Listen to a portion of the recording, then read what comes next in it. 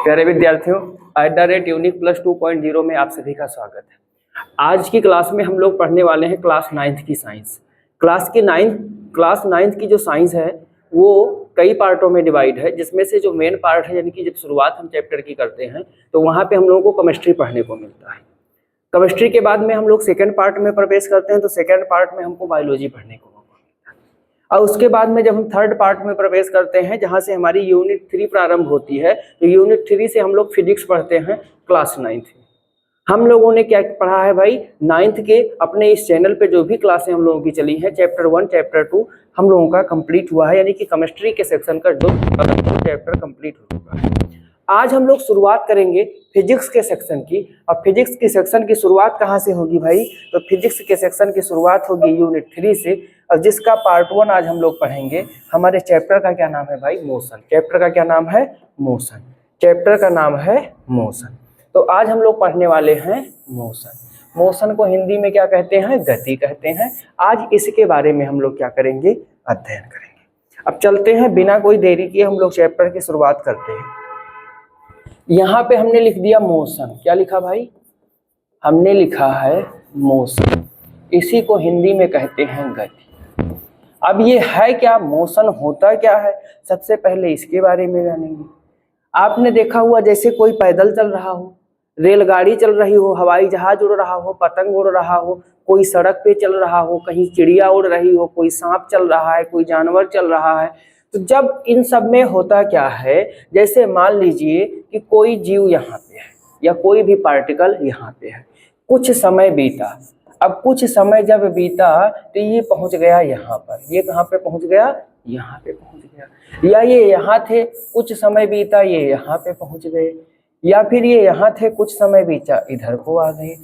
इधर की तरफ मूव करके यहाँ पे आ गए, या इधर की तरफ यहाँ आ गए। अब हो क्या रहा है कि जैसे जैसे समय परिवर्तित हो रहा है, इसकी जो एक्चुअल पोजीशन है, इसकी जो एक्चुअल पोजीशन है, क्या चीज, एक्चुअल पोजीशन है, वो एक्चुअल पोजीशन बार बार बदल रही है। यानी इसकी वास्तविक स्थिति समय के साथ में क्या हो रही है, बदल रही है। तो जब कोई पिंड ऐसी स्थिति में होता है कि समय के साथ साथ उसकी वास्तविक स्थिति में परिवर्तन हो रहा था, समझिएगा, उसमें परिवर्तन नहीं होता है, उसकी स्थिति में, यानी वो रखा कहाँ हुआ है उसमें परिवर्तन हो रहा है, तो उसको हम क्या कहते हैं, मोशन कहते हैं या गति कहते हैं। क्या कहते हैं उसको, तब हम लोग मोशन कहते हैं या फिर गति कहते हैं। उसको हम लोग फिर मोशन कहते हैं या फिर गति कहते हैं। ठीक है, तो अगर आपको गति की परिभाषा लिखनी है तो आप क्या लिखोगे, क्या लिखोगे भाई, जब कोई वस्तु समय के साथ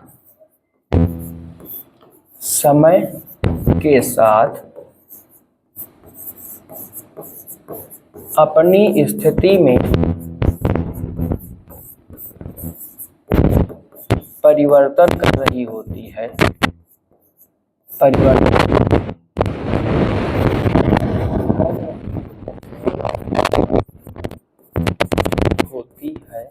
तो इस परिवर्तन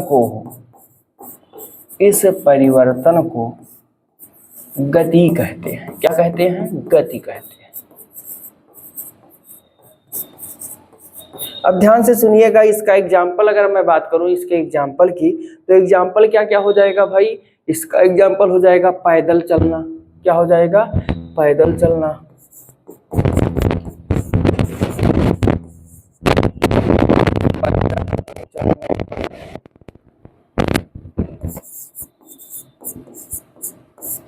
सड़कों पर वाहन का चलना, सड़कों पर वाहनों का चलना।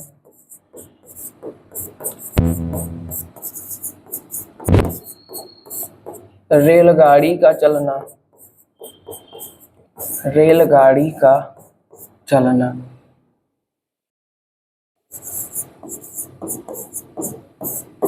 वायुयान का उड़ना,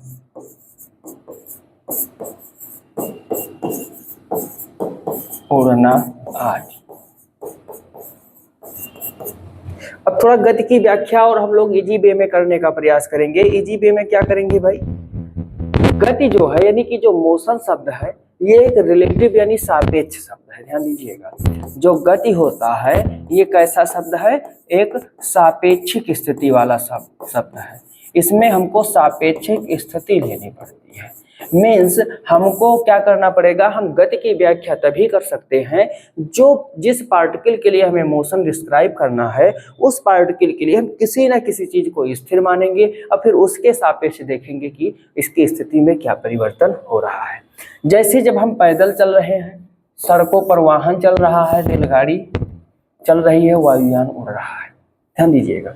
अगर हम पैदल चलने की बात करें तो पैदल हम लोग कहाँ पे चलेंगे भाई, जमीन पर चलेंगे या सड़क पर चलेंगे, इसी पर चलेंगे। अब जो सड़क का तल है वो क्या होगा, स्थिर होगा। अब इस सड़क के स्थिर तल के सापेक्ष हम लोग क्या करेंगे, जो पैदल चल रहा होगा उसकी स्थिति में क्या होगा, परिवर्तन होगा। क्या होगा, स्थिति में परिवर्तन होगा। तो इस कारण से वो क्या हो गया, गति की अवस्था में आ गया। किस अवस्था में आ गया, गति की अवस्था में आ गया। तो इस तरीके से हम यह कह सकते हैं कि हमको कोई ना कोई सापेक्ष वाला मैटर लेना होगा जिसके आधार पर ही हम गति की व्याख्या कर पाएंगे, जिसके आधार पर ही हम लोग क्या कर पाएंगे, गति की व्याख्या कर पाएंगे। ठीक, और ध्यान दीजिएगा, कभी कभी होता क्या है कि एक सापेक्ष स्थिति के अकॉर्डिंग तो हम लोग गति में होते हैं और दूसरी दूसरी कोई जब सापेक्ष स्थिति ले लेंगे तो उसके अकॉर्डिंग हम किस अवस्था में आ जाएंगे, विराम में आ जाएंगे। ये कैसे संभव है, ये कैसे संभव है? अगर हम लोग इसको देखें तो देखिए, हम पृथ्वी पर जब हम खड़े हैं, रुक गए, तो पृथ्वी की सतह के सापेक्ष यानी जमीन के तल के सापेक्ष हम लोग स्थिर हैं, कहीं भी मूव नहीं कर रहे हैं। लेकिन ये आप लोग भली भांति जानते हैं कि हमारी पृथ्वी क्या है, सन के सापेक्ष रोटेट कर रही है, घूर्णन गति कर रही है, रोटेशनल मोशन कर रही है। तो अगर सूर्य के सापेक्ष देखा जाएगा तो हम भी क्या हो जाएंगे, गतिमान। रेलगाड़ी में जब हम बैठते हैं, ध्यान दीजिएगा, जब हम रेलगाड़ी के डिब्बे में बैठे हुए हैं या किसी वाहन में बैठे हुए हैं तो सड़क के सापेक्ष तो गतिमान होते हैं, सड़क के सापेक्ष हम लोग क्या होते हैं, गतिमान होते हैं। लेकिन जिस वाहन में बैठे हुए हैं उस वाहन के सापेक्ष क्या होते हैं, स्थिर होते हैं। क्यों? क्योंकि गति के दौरान कभी भी ऐसा नहीं होता है कि वाहन से हम लोग आगे निकल जाएं, वाहन से हम लोग कहाँ निकल जाएं, आगे निकल जाएं, ऐसा कभी नहीं होता है। तो उस वाहन के सापेक्ष क्या हो जाएंगे, स्थिर हो जाएंगे। तो इस तरीके से आप लोग ये समझ सकते हैं कि जो गति होती है वो रिलेटिव प्रॉपर्टी है और जिसको रिलेट करके हम बात कर सकते हैं। अब जाते हैं हम लोग इसमें, देखते हैं भाई, अभी हमने गति की बात करी तो एक टॉपिक आएगा गति की अवस्था। गति की अवस्था अंग्रेजी में इसको कहेंगे state of motion, state of motion कहेंगे। क्या कहेंगे भाई, अंग्रेजी में इसको कहेंगे स्टेट ऑफ मोशन। ठीक है, क्या कहेंगे, स्टेट ऑफ मोशन कहेंगे। चलो, अब ये स्टेट ऑफ मोशन क्या होता है जरा इसको भी सीख लेते हैं। जो हम लोगों ने गति की परिभाषा पढ़ी है बस उसी से ये मिलता जुलता टर्म है। क्या है कि जब कोई वस्तु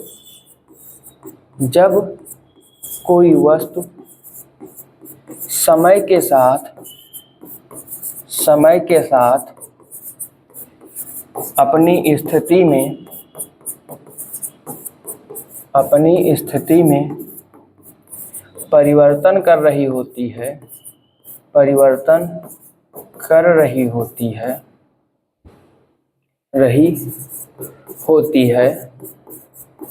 तो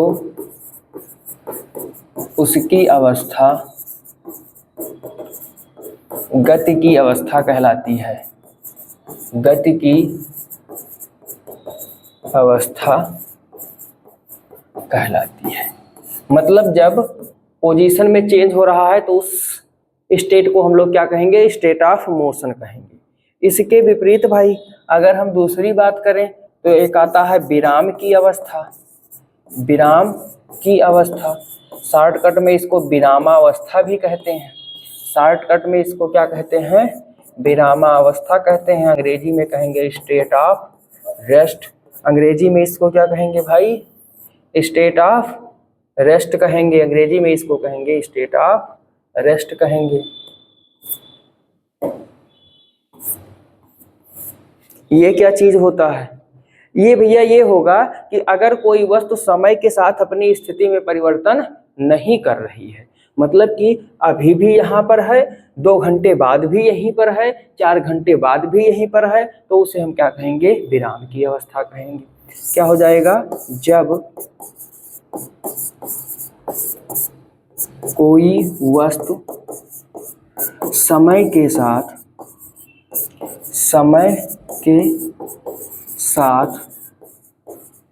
अपनी स्थिति में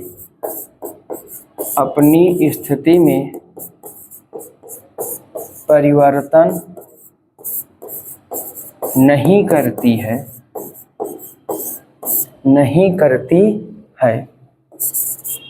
तो उसकी अवस्था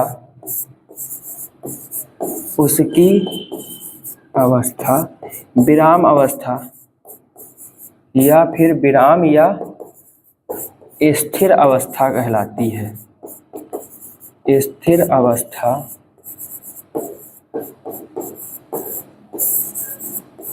कहलाती है। क्या कहलाती है? जब कोई वस्तु समय के साथ अपनी स्थिति में परिवर्तन नहीं कर रही होती है तो उसकी अवस्था क्या कहलाती है भाई? स्थिर अवस्था अथवा विराम की अवस्था कहलाती है। जैसे मेज पर रखी हुई किताब ये कभी स्थिर नहीं होती है। कमरे की दीवार कभी गतिमान नहीं होती है, स्थिर रहती है। घर की छत, घर की फर्श, जमीन पर लगे हुए पेड़, ये सब क्या होते हैं? स्थिर होते हैं। आगे आप लोग समझदार हैं कि गति किसे कहेंगे और विराम किसे कहेंगे, इतना आप लोग जानते हैं, ये मैं मान के चल रहा हूँ। नेक्स्ट टॉपिक में हम लोग चलेंगे। अच्छा, एक छोटी सी चीज आप लोगों से डिस्कस कर ली जाए। छोटी सी चीज क्या डिस्कस करना है भाई? कभी आप लोग ट्रेन की यात्रा करे हो? कभी आप लोग ट्रेन की यात्रा करे हो? ध्यान दीजिएगा, जब हम ट्रेन की यात्रा कर रहे होते हैं तो कभी प्लेटफार्म पर या किसी दूसरे स्टेशन पर हमारी वाली ट्रेन क्या होती है? रेस्ट में होती है, आकर के रुकी होती है, और उसके अगल बगल वाली यानी किसी दूसरे लाइन पर कोई ट्रेन क्या होती है? गतिशील होती है। ये क्या होती है? मोशन में होती है। अब जब ये चलना शुरू करती है, अब हम लोग इस ट्रेन को देखते हैं। हम लोग क्या करते हैं? जब इस गति वाली ट्रेन को देखते हैं तो हमें अपनी वाली ट्रेन भी क्या होती है? मोशन में दिखाई देती है, जबकि वास्तविकता ये है कि वो खड़ी हुई है। वास्तविकता ये है क्या? खड़ी हुई है। ध्यान दीजिएगा, जैसे मान लीजिए ये ऐसे 2 ट्रेनें खड़ी हैं। अब ई वाली ट्रेन मान लीजिए चल रही है, ई वाली ट्रेन क्या हो रही है? मान लीजिए चल रही है। और ई वाली ट्रेन क्या है? स्थिर है। ई वाली ट्रेन क्या है? स्थिर है। अब ध्यान दीजिएगा, जब ये चलेगी तो इसमें बैठा हुआ यात्री जब इधर देखेगा तो क्या होगा? इसको अपनी ट्रेन चलती हुई महसूस होगी, लेकिन जब इस साइड में देखेगा तो लगेगा ये तो हमारी वाली खड़ी है, वो वाली जा रही है। ऐसा क्यों होता है? क्योंकि जब ये वाली ट्रेन चलती है तो इस वाली ट्रेन के सापेक्ष अपनी स्थिति को परिवर्तित कर रही होती है। अब हमें क्या लगता है कि मेरी वाली ट्रेन अपनी स्थिति को परिवर्तित कर रही है, तो हमें अपनी ट्रेन चलती हुई प्रतीत होती है। एक चीज और, जब हम लोग किसी बस या ट्रेन से यात्रा कर रहे होते हैं, तो इस सिचुएशन में क्या होता है भाई? जब इसकी खिड़की से हम लोग क्या करेंगे? बाहर देखेंगे। जब बाहर देखेंगे तो क्या होगा? सारी चीजें ऐसे गोल गोल घूमती हुई दिखाई देती हैं। सारी चीजें क्या होती हैं? गोल गोल घूमती हुई दिखाई देती हैं। ये सिर्फ और सिर्फ रिलेटिविटी के कारण होता है। वास्तविकता में कोई कुछ घूम नहीं होता। जो पेड़ ओड़ लगा रहता है सब ऐसे गोल गोल घूमते हैं, घूमती हुई केवल दिखाई देता है। तो ये सिर्फ किस कारण होता है? क्योंकि जो हमारा मोशन है वो रिलेटिव प्रॉपर्टी रखता है। कैसी प्रॉपर्टी रखता है? रिलेटिव, यानी सापेक्ष गति के सिद्धांत, सापेक्षता के सिद्धांत पर चलता है, रिलेटिविटी के सिद्धांत पर। किसके सिद्धांत पर? रिलेटिविटी यानी कि सापेक्षता के सिद्धांत पर चलता है। इसलिए हमें खड़ी रेलगाड़ी से गति वाली रेलगाड़ी को देखने पर खड़ी वाली रेलगाड़ी चलती हुई दिखाई देती है। बस, जीप या रेलगाड़ी में जब हम बैठ के यात्रा कर रहे होते हैं तो खिड़की से देखने पर सारी चीजें मुझे गतिमान दिखाई देती। आगे हम लोग चलेंगे भाई तो पढ़ेंगे टाइप ऑफ मोशन। क्या पढ़ेंगे? Type of motion, types of motion. अब इसमें जितना भी टाइप होगा हम लोग क्या करेंगे?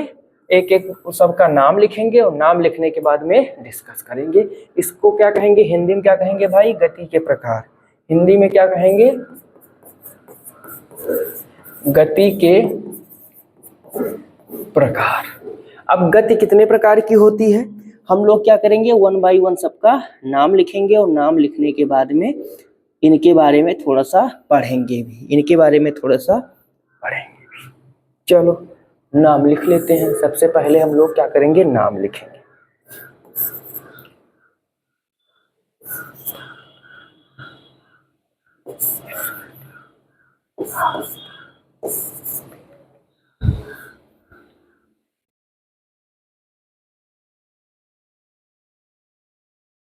नाम क्या है भाई, इन सब का नाम लिख लेते हैं। चले, इसको कहेंगे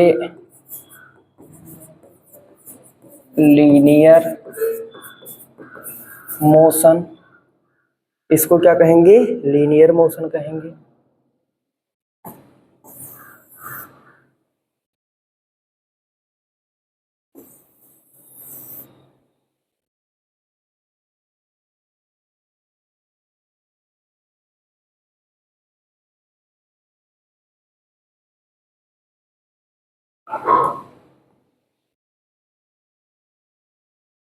इसको क्या कहेंगे भाई, इसको कहेंगे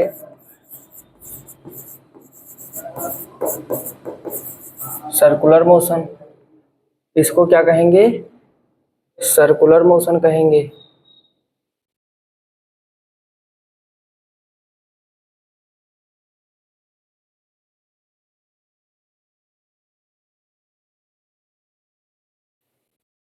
डायरेक्ट लिखूंगा,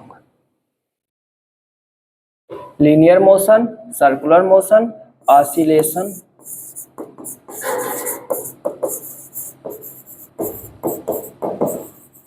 ऑसिलेशन हो गया। उसके बाद में रोटेशनल मोशन,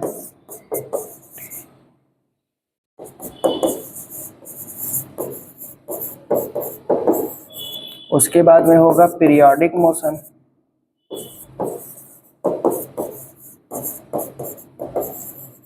उसके बाद में होगा इररेगुलर मोशन। इनकी हिंदी जान लेते हैं, क्या जान लेते हैं भाई, सबकी हिंदी जान लेते हैं। हिंदी क्या होगी, इसको कहते हैं ऋज रेखीय गति, ऋज रेखीय गति। सॉरी, इसको रेखीय गति लिखिए, क्या कहते हैं, इसको रेखीय गति कहते हैं। इसको कहते हैं वृत्तीय गति। कौन सी गति, वृत्तीय गति कहते हैं। इसको कहते हैं दोलन गति, इसको कहते हैं घूर्णन गति, घूर्णन गति। इसको क्या कहते हैं, आवर्ती गति, आवर्ती गति। इसको क्या कहते हैं, अनियमित गति, अनियमित गति। तो ध्यान से देखिएगा, जो हमारा मोशन होता है वो कितने प्रकार का होता है, इन्हीं 6 टाइप का होता है। कितने प्रकार का होता है, इन्हीं 6 टाइप का होता है। चलते हैं, अब हम लोग करेंगे क्या, 1 बाय 1 इनकी डिफिनीशन देखेंगे। 1 बाय 1 इनकी क्या देखेंगे, डिफिनीशन देखेंगे। तो 1 बाय 1 जब हम लोग डिफिनीशन देखेंगे तो सबसे पहला हमारा क्या है, लीनियर मोशन। लीनियर मोशन,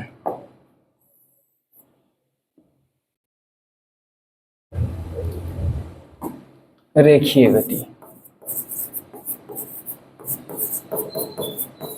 इसकी परिभाषा क्या होगी भाई, एक एक लाइन की परिभाषा है, इजी वे की परिभाषा है, तो हम लोग ज्यादा इस पे समय अपना स्पेंड नहीं करेंगे, समझते हुए चलेंगे। क्या लिखेंगे, जब कोई गतिशील पिंड, जब कोई गतिशील पिंड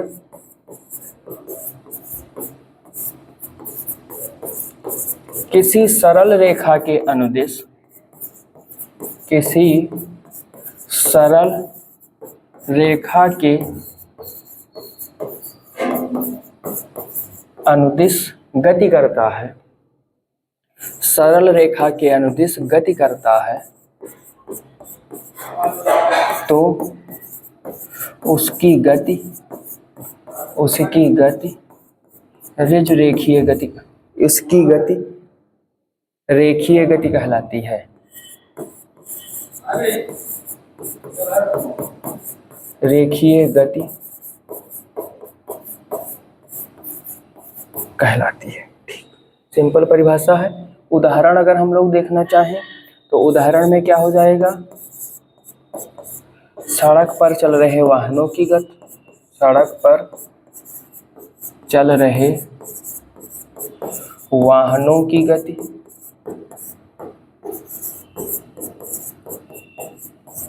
रेलगाड़ी की गति, रेलगाड़ी की गति आदि। ऐसे बहुत सारे एग्जाम्पल आपको मिल जाएंगे जो लीनियर मोशन के होंगे। सेकंड नंबर पे हमारा क्या आएगा, सर्कुलर मोशन। सर्कुलर मोशन, इसको भाई क्या कहेंगे हिंदी में, आप लोगों को बता ही चुके हैं, हिंदी में इसको क्या कहेंगे, वृत्तीय गति। वृत्तीय गति परिभाषा क्या होगी इसकी, जब कोई गतिशील पिंड, जब कोई गतिशील पिंड किसी वृत्तीय पथ के अनुदिश, वृत्तीय पथ के अनुदिश गति करता है तो उसकी गति वृत्तीय गति कहलाती है। वृत्तीय गति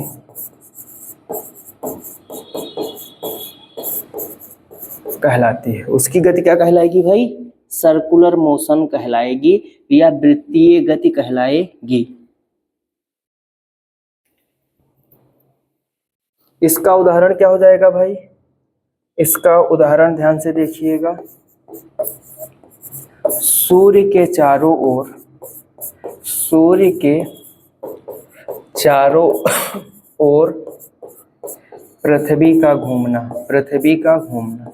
याद रखिएगा, पृथ्वी हमारी दो प्रकार की गति करती है, एक परिक्रमण एक परिभ्रमण। एक क्या होता है, परिक्रमण और एक परिभ्रमण। एक में वो सूर्य के चारों ओर घूमती है ऐसे ऐसे, और एक अपने अक्ष पर ही ऐसे ऐसे घूमती है, अपने अक्ष पर भी घूमती है। तो दो प्रकार की गति होती है, जिसमें सूर्य के चारों ओर जो हमारी पृथ्वी घूम रही होती है, सूर्य के चारों ओर जो हमारी पृथ्वी क्या करती है, घूम रही होती है, उसको हम लोग क्या कहते हैं भाई, उसको हम लोग कहते हैं वृत्तीय गति। अब इसको जो हम अभी परिक्रमण और परिभ्रमण बता रहे थे, तो ये परिक्रमा करती है, इसलिए इसको क्या कहते हैं, परिक्रमण करती है। परिभ्रमण में ऐसे ऐसे घूमती है, कैसे घूमती है, ऐसे ऐसे। ठीक, सर्कुलर मोशन हो गया। अब तीसरे नंबर पे क्या था भाई, तीसरे नंबर पे था ऑसिलेशन। तीसरे नंबर पे क्या था, ऑसिलेशन मोशन।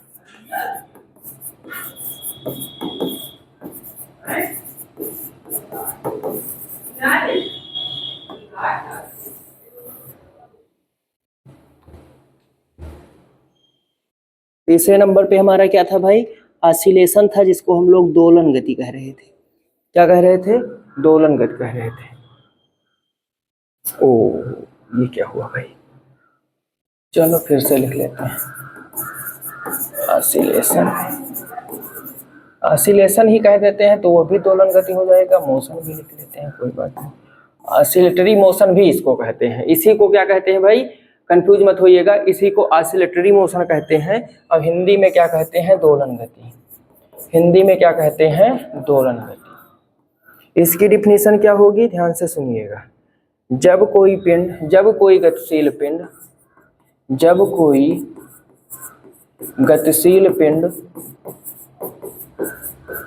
किसी स्थिर बिंदु के आगे पीछे या ऊपर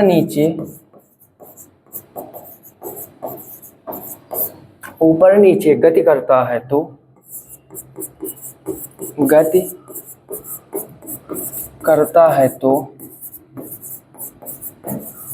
उसकी गति दोलन गति कहलाती है।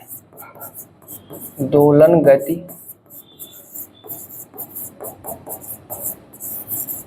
कहलाती है। इसका उदाहरण क्या होगा? ये सब बहुत आसान है।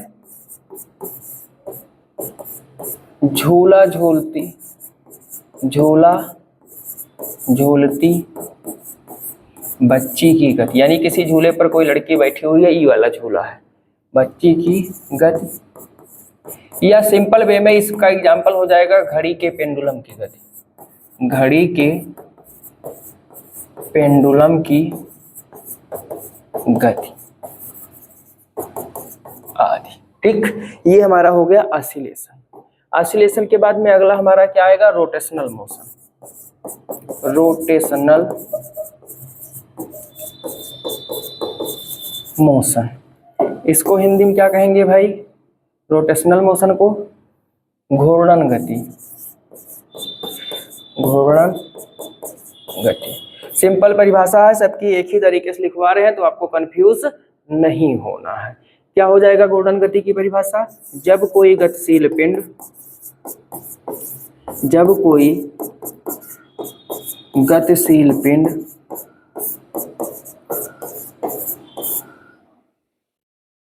किसी अक्ष के परिता, किसी अक्ष के परिता गति करता है तो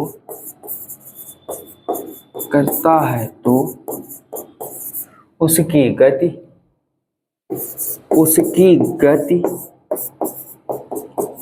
घूर्णन गति कहलाती है।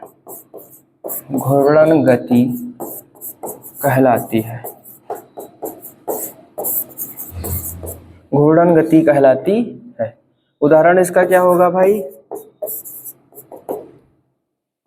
इसका जो उदाहरण होगा, पृथ्वी का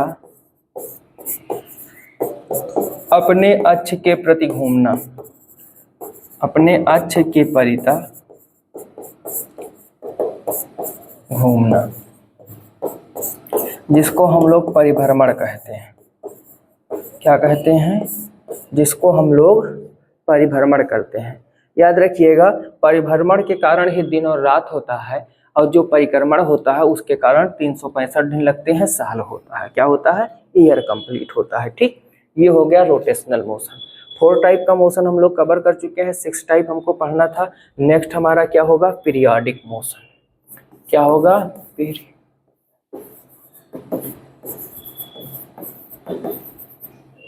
इसको भाई हिंदी में क्या कहेंगे? इसको हिंदी में कहते हैं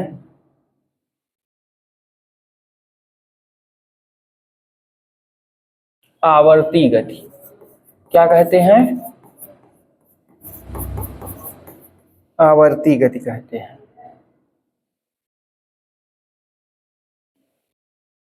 चलो इसकी परिभाषा लिखते हैं। इसकी परिभाषा क्या हो जाएगी भाई?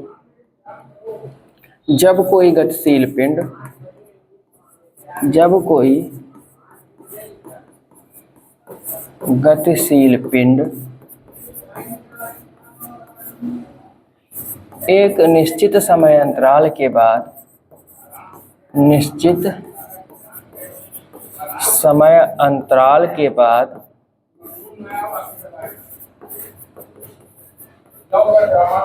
निश्चित समय अंतराल के बाद अपने पथ को दोहराता रहता है, अपने पथ को दोहराता रहता है, तो उसकी गति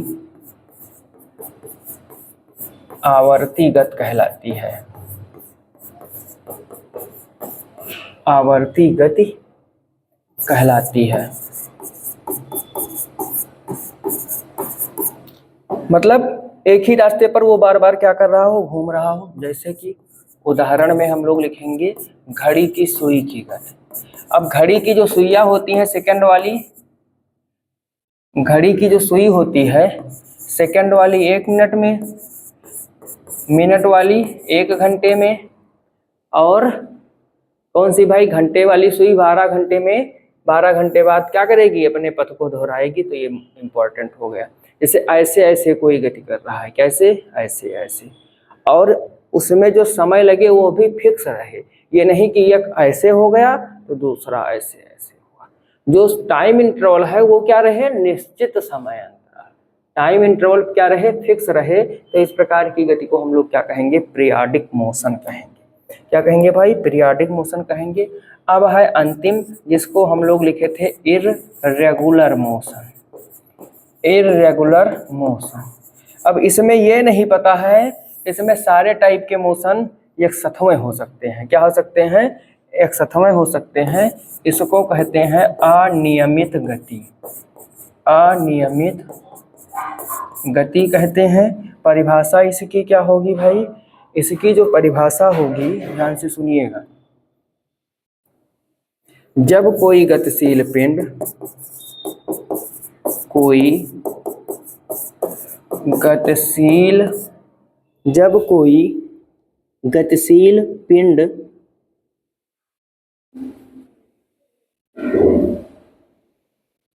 गतिशील पिंड अपनी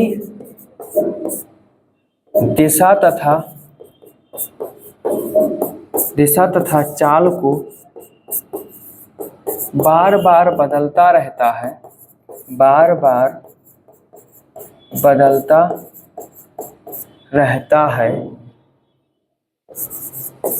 तो उसकी गति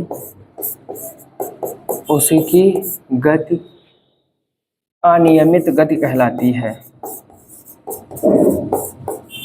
अनियमित गति कहलाती है। जैसे आप लोगों ने देखा होगा कि कुछ लोग सड़क पे बाइक चलाते हैं, लेकर के आएंगे, ऐसे ऐसे ऐसे ऐसे चलाएंगे। तो इस प्रकार की गति को क्या कहेंगे, अनियमित गति कहेंगे। इसका जो उदाहरण होगा भैया, ये हो जाएगा टेढ़ी मेढ़ी गति, टेढ़ी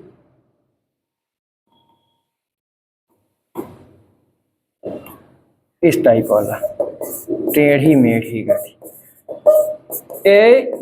क्या कहते हैं भाई, टेढ़ी मेढ़ी नाकम लिखे, ये लिख दें, सांप की गति। किसकी गति, सांप जिस प्रकार से मोशन करता है वो क्या हो जाएगा, अनियमित गति हो जाएगा। क्या हो जाएगा, अनियमित। तो ये था भैया मोशन, जिससे आप लोग परिचित भी थे। इसको हमने 1 बाय 1 सबकी डिफिनेशन एक ही टाइप में लिखवाई है। एक ही टाइप का मतलब क्या है कि शुरुआत वाला वर्ड सबका एक है, और एंडिंग भी सेम तरीके से करी गई है, ताकि आप लोगों के समझ में आ जाए टाइप ऑफ मोशन क्या। इसको अच्छे से आप लोग कंप्लीट कर लीजिएगा। आगे की क्लासों में मीन्स जब आप क्लास 11th में पहुंचेंगे तो आपको मोशन वाले चैप्टर में ये सारी की सारी चीज़ें आपको दोबारा मिलेंगे। ठीक है, अच्छे ढंग से इसको पढ़ लीजिएगा। चलते हैं भाई, आपके चैप्टर में अगर हम पढ़ें तो चैप्टर में केवल गति का एक आध प्रकार दिया हुआ है, पूरा नहीं दिया हुआ, बट मैंने डिटेल में इसलिए बता दिया क्योंकि आगे चल करके आपको इसकी जरूरत पड़ेगी। ध्यान दीजिएगा, जिस चीज़ की हमें भविष्य में जरूरत होती है उसके लिए हमें पहले से ही तैयार रहना चाहिए। अब आपके चैप्टर में जब हम आगे बढ़ेंगे तो एक छोटी सी हेडिंग दी हुई है।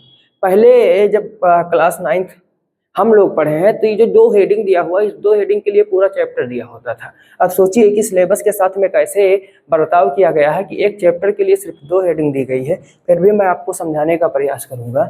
यहाँ पे दिया हुआ है scalar and vector quantity, scalar and vector quantity दी हुई है, एक हेडिंग आपके चैप्टर में।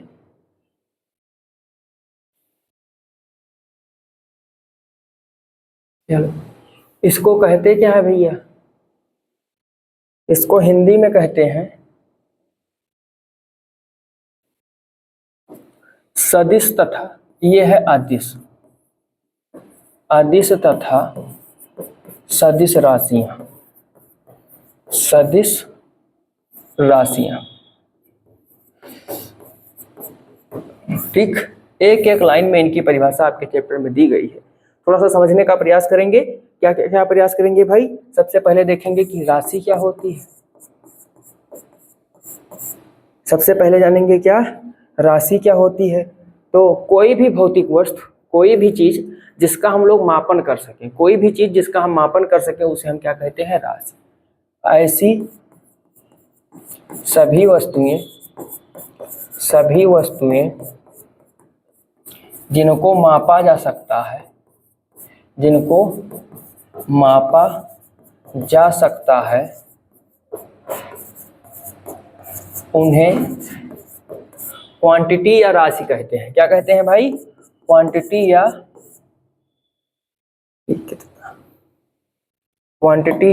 राशि कहते हैं। ठीक है, ये जान गए। इसलिए आप जब क्लास 11th में जाएंगे, क्लास 11th में आपको पहला चैप्टर यही मिलेगा, ठीक है। तो ऐसी सभी वस्तुएं जिनको मापा जा सकता है उन्हें राशि कहते हैं। अब ये जो राशियां होती हैं ये कितने प्रकार की होती हैं भैया? 2 प्रकार की होती हैं। एक होता है अदिश राशि, और एक होता है सदिश राशि। ध्यान दीजिएगा, एक होता है सदिश राशि और एक होता है अदिश राशि। समझते हुए चलेंगे, इसको तुरंत समझ लेना है। आ इसमें लगा हुआ है, इसमें सा लगा हुआ है। आ का मतलब क्या होता है? आ का मतलब होता है नहीं, और सा का मतलब क्या होता है? तो आप कहोगे सा का मतलब होता है साथ। आ पीछे क्या लिखा हुआ है? दिशा। इसमें भी पीछे क्या लिखा हुआ है? दिशा लिखा हुआ है। ध्यान दीजिएगा, अब इसी से आपकी परिभाषा बन जाएगी। कोई भी जो राशि होगी उसको जब हम मापेंगे तो चाहे 2 kilo, 4 kilo, 2 metre, 6 metre, 10 metre, kilometre, litre, centimetre, इन सभी में मापा जाएगा। इन सभी में क्या किया जाएगा? मापा जाएगा, जिसके अकॉर्डिंग होगा। तो जो हम आगे उसके नंबर बोलेंगे उसको कहते हैं संख्यात्मक मान। क्या कहते हैं भैया? उसको कहते हैं संख्यात्मक मान कहते हैं। अब इसी संख्यात्मक मान को उस राशि का परिमाण कहा जाता है। संख्यात्मक मान को ही क्या कहते हैं? उस राशि का परिमाण कहते हैं। अब ध्यान दीजिएगा, अगर परिमाण के साथ में दिशा नहीं है, परिमाण के साथ में दिशा क्या है? नहीं है, तो उसे क्या कहेंगे? अदिश राशि कहेंगे। तब उसे क्या कहेंगे? अदिश राशि कहेंगे। और इसी के साथ साथ में अगर इस परिमाण के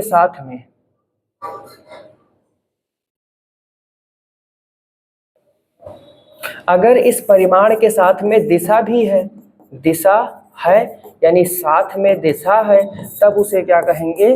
तब उसे कहेंगे सदिश राशि कहेंगे। क्या कहेंगे भाई? सदिश राशि कहेंगे। तो सिंपल वे में समझने का प्रयास कीजिएगा कि ऐसी राशियां जिनमें परिमाण के साथ साथ दिशा की आवश्यकता नहीं होती है उन्हें अदिश राशि कहते हैं, और ऐसी राशियां जिनमें परिमाण के साथ साथ दिशा की आवश्यकता नहीं होती है उन्हें हम लोग क्या कहते हैं? अदिश राशि कहते हैं। क्या कहते हैं भाई? अदिश राशि कहते हैं। तो समझते हुए चलेंगे, यहाँ पे सबसे पहले लिखेंगे अदिश राशि। अदिश राशि की परिभाषा में क्या लिखेंगे? ऐसी राशियां जिनमें केवल परिमाण होता है, जिनमें केवल परिमाण होता है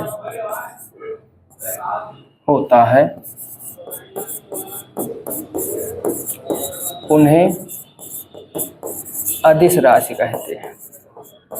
अदिश राशि कहते हैं। जैसे में क्या लिखोगे भाई आप लोग? जैसे द्रव्यमान, किसी चीज का द्रव्यमान है तो उसमें दिशा की जरूरत नहीं है। दूरी, चाल, समय, आयतन, शक्ति,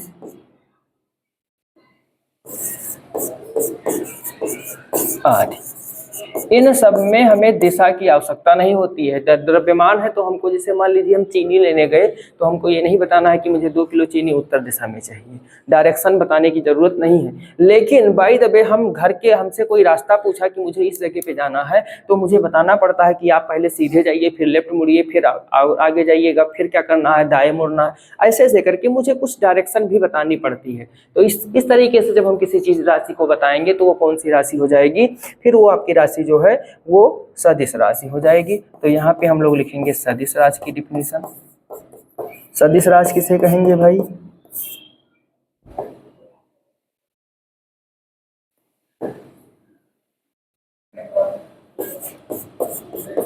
ऐसी राशि जिनमें परिमाण के साथ साथ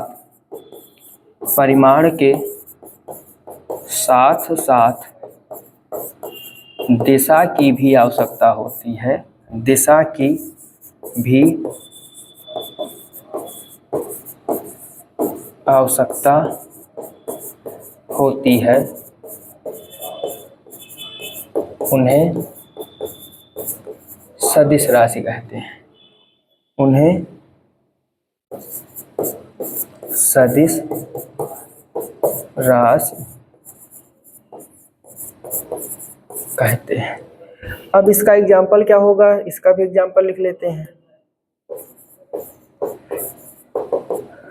इसका एग्जाम्पल भैया हो जाएगा बल, विस्थापन, वेग, आघूर्ण, संवेग आदि। ये सब जो राशियां होती हैं इन सबको हम लोग क्या कहते हैं? सदिश राशि कहते हैं। तो ये एक छोटी सी हेडिंग थी जिसको मैंने आपके सामने एक्सप्लेन किया। अब हम लोग करेंगे क्या, गति में आने वाली कुछ शब्दावली का अध्ययन करेंगे। तो गति में आने वाली बहुत सारी शब्दावली है, जैसे दूरी है, विस्थापन है, चाल है, वेग है, त्वरण है। गति में जो शब्दावली आती है, क्या क्या आती है? दूरी, विस्थापन, चाल, वेग, त्वरण आता है। हम लोग सबसे पहले पढ़ेंगे दूरी। सबसे पहले क्या पढ़ेंगे? दूरी पढ़ेंगे, जिसको अंग्रेजी में कहते हैं डिस्टेंस। डिस्टेंस, इसको क्या कहते हैं भाई? दूरी कहते हैं हिंदी। ये होती क्या चीज है? किसी गतिशील पिंड द्वारा, कोई अगर वस्तु गतिशील है तो उसके द्वारा किसी निश्चित समय अंतराल में चले गए पथ की कुल लंबाई को हम लोग क्या कहते हैं? दूरी कहते हैं। ध्यान से सुनिए, किसी गतिशील पिंड द्वारा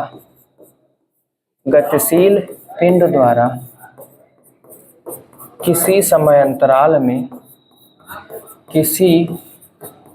समय अंतराल में चले गए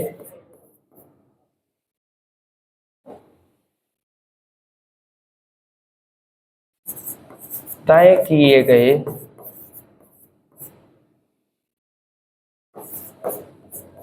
पथ की कुल लंबाई को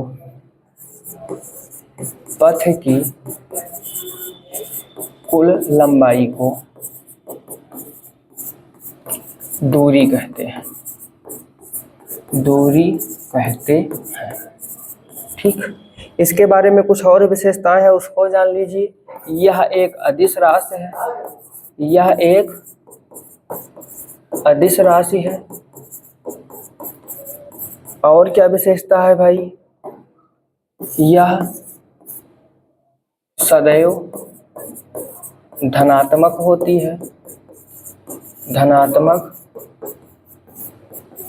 है।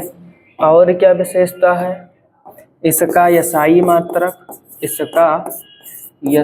मात्रक मीटर होता है। क्या होता है? मीटर होता है। तो ये हो गया दूरी। ये क्या हो गया? दूरी। जब हम टोटल पाथ जो होगा उसकी टोटल लेंथ की बात करेंगे तो उसे हम क्या कहेंगे? दूरी। अब दूरी के बाद में जो अगला टर्म आता है वो हमारा आता है डिस्प्लेसमेंट। क्या आता है? डिस्प्लेसमेंट आता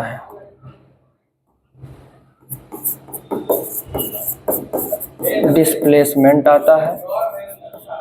इसी को हम लोग विस्थापन कहते हैं। क्या कहते हैं? विस्थापन। समझते चलिएगा, दूरी और विस्थापन में जो अंतर है वो मोस्ट इंपॉर्टेंट है। जो हम आपको लिखवा रहे हैं आप इसी से अंतर क्लियर कर लीजिएगा। समझते चलिए।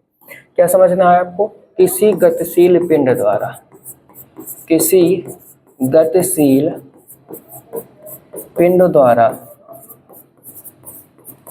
किसी समय अंतराल में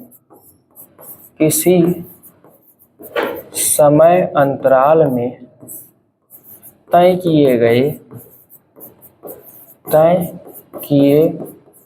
गए पथ की न्यूनतम दूरी को विस्थापन कहते हैं।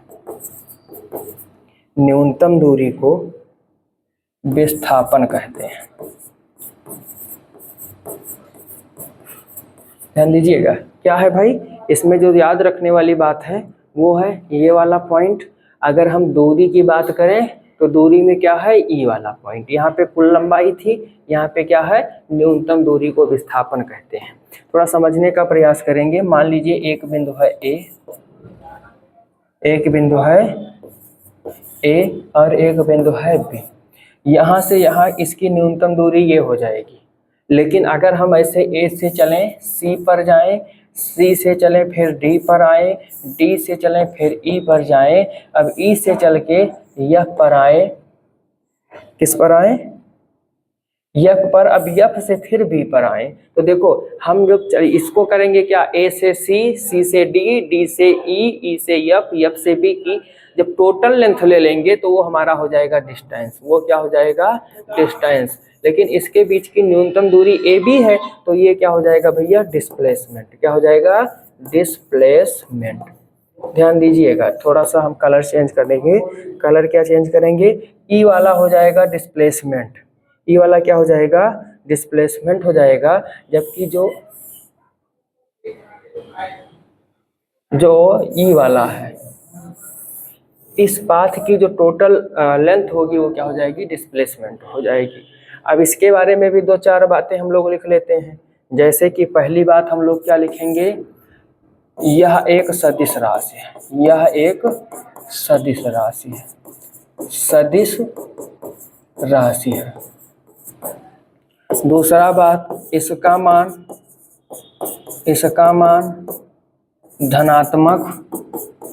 धनात्मक भी होगा, ऋणात्मक भी होगा तथा शून्य भी हो